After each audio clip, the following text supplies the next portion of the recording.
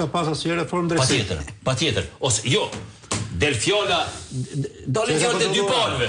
Sepse del edhe fjolla jonë se që kjo drejtësi e spakut, por Roma ka kopë një instancë për mbi këtë drejtësi, sepse po të lejohej kjo spaku, atëherë pas ka pas drejtësi, por Roma tash e bani një workaround, i dul rrotull kësaj edhe e parandaloi.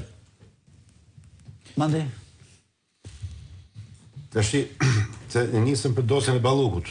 Po, që për mua asaj bolti ti nxjerr një herë pas here vetëm dialogjet që ajo ka. Po i ka qenë gjykatës mos merren si provë. Jo, do reformoni vendimin e gjykatës kushtetuese. Dialogjet që kemi nxjerrë ne media, ato të rimeren, jo atë dosjen që ka Këshilli i Mandateve. Për të kuptuar që pse po bëhet gjithë kjo luftë. Vetëm ato përgjimet ty të nxjerrin thelbin e shtetit shqiptar. Sa aty nuk flitet më. Prandaj thash është cilësisht ndryshe goditja ndaj Ballukut. Aty nuk flitet më për ku diun, kafjet që thoshën Benametajt në hotel me gruan apo me ish gruan, ja ka pagu hotelin dikush, po që nuk vërtetuan kur që ai dikush kish marr një licencë, një tender apo një koncesion nga ky tjetri. Nuk flitet më për veshmbathjet e gruas kryetarit bashkisë apo ku diun për raset skandaloze si rroga babait Alqi Bllako ose kështu me radhë. Tu bëhet fjalë për komunikimin e një shteti që drejtohet nga Palloshi dhe përfundon në çdo qelistë të tij korruptuar. Ky është skandal. Kjo është radiografia më të mëshme që është bërë ndonjëherë, skandali më i mëshëm që është bërë ndonjëherë administratës së rilindjes. Aty ti shikosh, është struktura identike si funksionon një organizatë mafioze kriminale.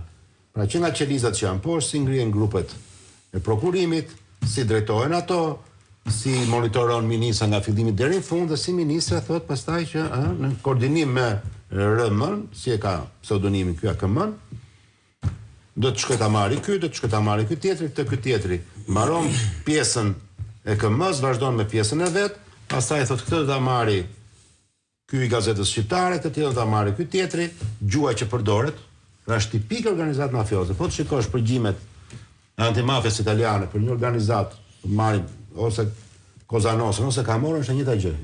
Ti që qafa të RK-n, thuaj atij kurvës mos bëj këtë, nuk më rruhet për këtë tjetrin, mbaro punën me këtë, bëj këtë punë tjetër. Pra, në thelb ajo dosje, përmbajtja e asaj dosje shpjegon pse Edi Rama po bën këtë tyre që thot Berati.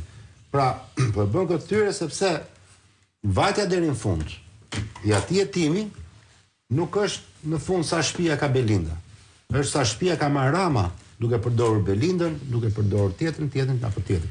Pra, Rama është detyruar, se nuk është se i dim se shumë ëndra europiane e Shqipërisë, do të bëjmë dakord gjithë, nuk është se ka problem.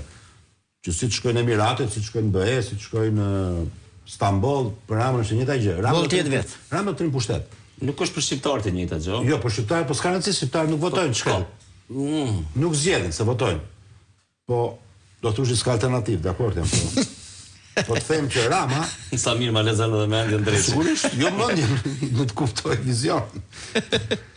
Edhe pa fondë. E gjitha kjo betejë po bëhet vetëm sepse Rama për herë të parë dyshon se po i lëkundet pushteti vet. Ai ka bërë, pra me gjithë to kosto që tha Berati, ai ka marrë përsipër pse?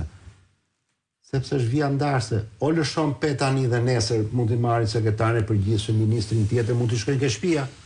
Se qose përgjimet e Ergyll Sagasit del siç ka thënë Arben Ahmetaj që Akshi ka qenë kopshte privati Edi Ramës, po Baxhanaku, po gruaja Baxhanakut, po tjetër, pra ai do të presë një rrugë, qoftë me kostën që rrëzon gjithë çka që ka ndërtuar këto vite.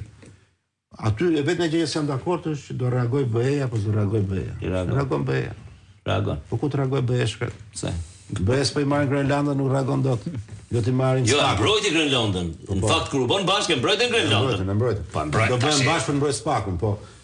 Çështja është që unë mendoj që Rama këtë betejë ka pas sine qua non, nuk ka pas rrugë tjetër. Ajo vetmja gjë që e ka veshur këtë që kjo nuk është një betejë për hallin tim personal, po kjo është një betejë për demokracinë. Pra, dhe po të shikosh të ellallteve që Republika Prokurorëve, puç. Pse? Spaku ka kërkuar që po mirë më e lëm dhe këtë tjetrën. Dakor, Spaku mund t'i ketë hyrë në kompetenca kryeministrit, kjo Sigurisht është një debat që mund të bëhet, po ç'lidhje ka gjykata kushtetuese në interpretimin e ndërhyrjes në kompetenca me mbledhjen e Këshillit mandateve. Janë dy çështje krejtësisht të ndryshme. Kështu që mendoj që ka hyrë një betejë nga e cila të paktën deri tani për mua ka fituar disa avantazhe, nuk është se s'ka fituar. Pra, në radhë parë ka zgjatur në kohë. Në radhë të dytë ka ngrirë reagimet. Arriti ta uli ambasadorin amerikan edhe në krah Belinda Ballukut për një tash quhet investim amerikan që do bëhet tropoj të fotovoltaike. Pra i ka bërë disa pambesën, atë gocën edhe solli. Pra, koha i ka vyer Ramës për të bërë një progres sado minimalist. Dhe nuk e di nëse vendimi i gjykatës kushtetuese për Belindën apo qëndrimi i Ramës do të sjellë në kataklizmos. Paktën e këtu do të jemi më të qartë, qofse Rama kontrollon gjykatën kushtetuese, qofse Rama nuk e pas imunitetin e Belindës, atëherë do kuptojmë e ka seriozisht ta sponsorët e famshëm të reformës në drejtësi këtë gjë apo e ka lënë dorë Ramës edhe këtë. Sepse në mbani mend që ndodhte disa kohë më parë kur flitej për ndërhyrjen amerikane në sistemin e drejtësisë, çështje të brendshme, ke opozita, ke bulat e kjo, Amerika është nuk preket, është pa prek. Është një Amerikë që Edi Rama deri tani ka përdorur si ka dash qefi. Lenci. Këtu ka dy çështje të cilat janë të ndryshme. E para njëherë ka një kontradikt shumë të madhe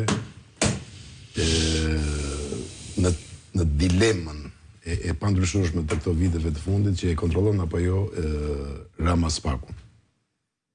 Deri përpara një viti, le të themi, duke se kundërshtarët e Ramës afronin fakte që dëshmonin se Rama kishte në mos kontroll ndikim ke Spaku.